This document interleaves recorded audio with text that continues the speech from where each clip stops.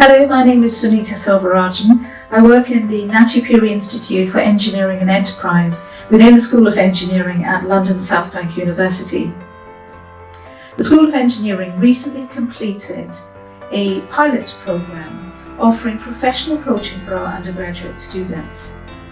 The aim of this pilot was to test if this kind of support would help students who were returning from interrupting their studies, or for students who were finding it difficult to complete their degree.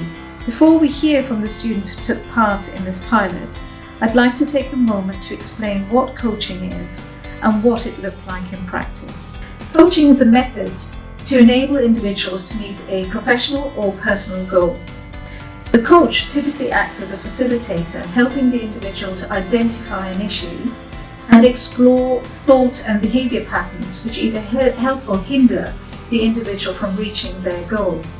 As a coach, I would meet with our students on a one-to-one basis, either weekly or fortnightly.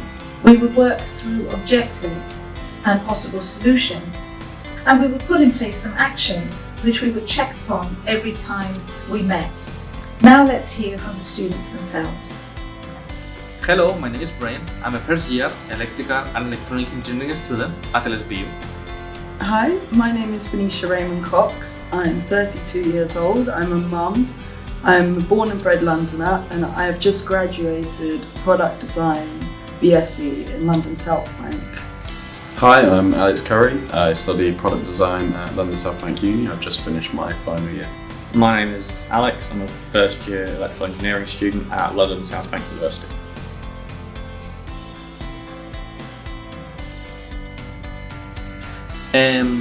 I didn't expect it to be a one-to-one personal experience. I thought it was going to be like mini lectures about work skills, how to be a good leader, how to talk in public, or work under pressure. What is this and how do I use it? The first couple of coaching sessions, I wasn't totally sure what coaching really was, what it was for, what anything it was about. But I think as it continued, I started to get a better understanding of what it was. I started setting my own goals, my own objectives, and these were all things that coaching could help me attain. I originally thought it was like therapy or to help with my uni work.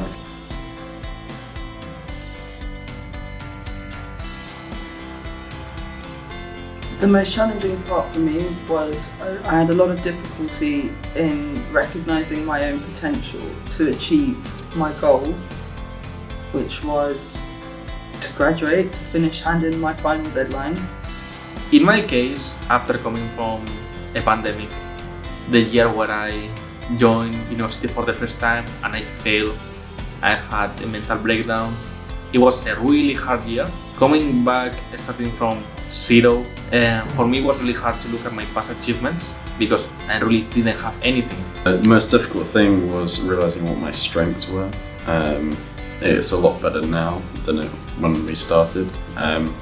We dealt with it by going through what my strengths are in everyday life, which I found out I've got more than I knew I had. So for me, the most difficult part of coaching was recognising my own behaviour patterns, and then forcing myself to be honest and challenge and confront these behaviour patterns and deal with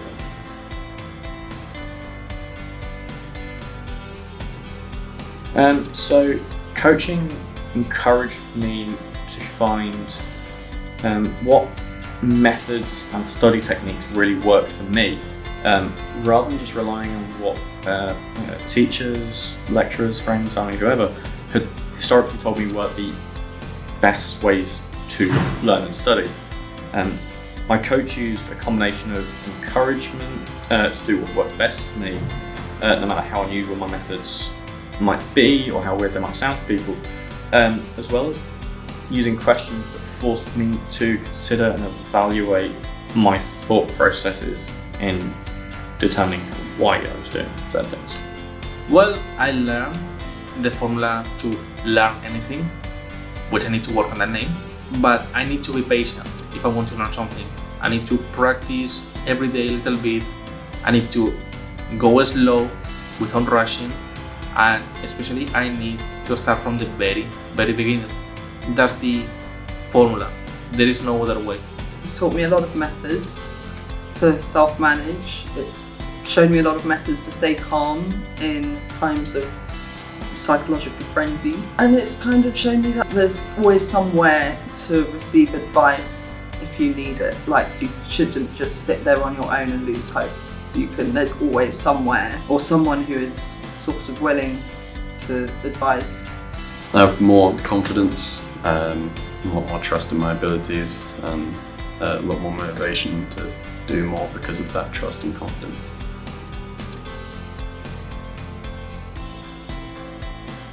Again, confidence, and I think it's made my mind a lot clearer and happier. My formula to learn anything, I think that's really important. I think that encapsulates like everything I have learned, like the patience, the starting with time, keeping my cool. It's like a combination of everything I have learned this year, and it's really important. It's going to be really useful. Everything is connected, so I'm more confident on myself, on my skills. I am more patient, and I don't pressure myself in a healthy way. And that's going to be really important on my life and on my studies. Like, you can apply that anywhere. I think that coaching has helped me process my own thoughts and how I'm going to organise my work and social extravagances in the future, as to not get overwhelmed by either and balance both. Using various methods, which now I know that I can research more methods, that there are methods for this kind of situation. For me, coaching wasn't an end solution. It was about constructing a foundation and allowing me to build on my own methods and routines and learn what worked best for me and helping me to progress onwards with the best possible chances in my degree.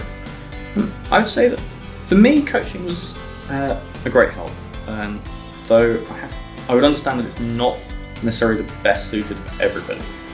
I think that any student who has a history of struggling with their planning, with their organisation, or people who can regularly struggle to sort of meet deadlines, these people may be able to find a significant amount of benefit from it, as long as they're willing to put in the effort and the work to confront these issues themselves.